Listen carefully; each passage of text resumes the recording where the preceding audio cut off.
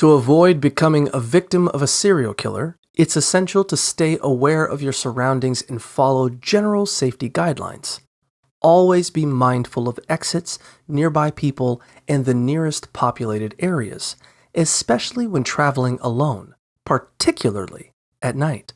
Travel with a companion whenever possible. Inform someone of your whereabouts and act confidently to deter potential threats. Lock your car doors immediately upon entering and keep your home secure by locking doors and windows. Be cautious of strangers needing help. Trust your instincts about uncomfortable encounters and avoid sharing personal information. If you feel threatened, run toward a busy area, and if escape isn't possible, consider hiding and making noise to attract attention.